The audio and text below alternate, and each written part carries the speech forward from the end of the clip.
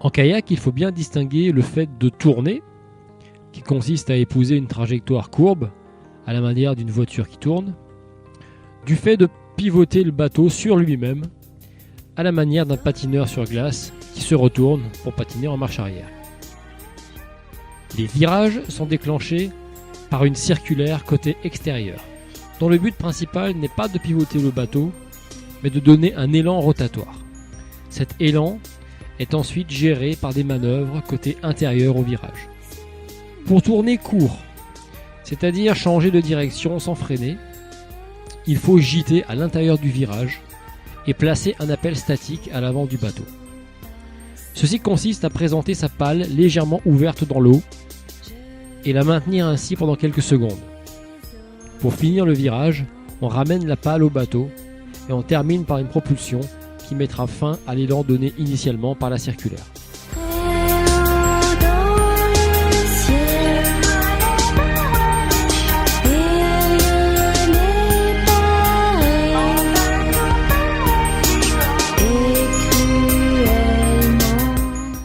Pour tourner long, en parcourant un grand arc de cercle, il faut entretenir l'élan rotatoire de la circulaire par des propulsions d'intérieur au virage.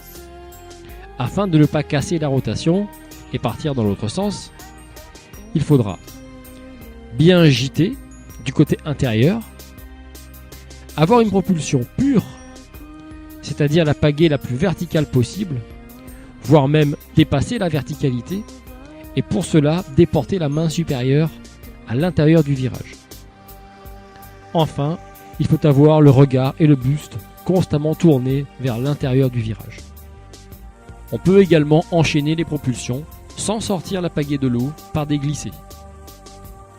Ces glissés sont importants à développer, car si vous êtes capable de manœuvrer sans sortir la pale de l'eau, alors vous gardez un contrôle permanent du bateau. Une pale dans l'eau contrôle le bateau. Une pale à l'extérieur est inutile.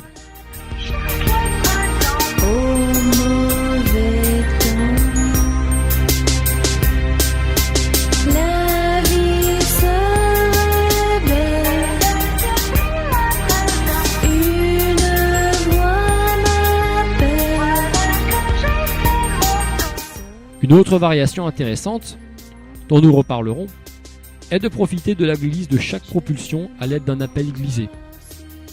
La pale ainsi positionnée sur la tranche ne gêne pas la progression du bateau, mais empêche l'arrière de déraper et permet au bateau de continuer à carver.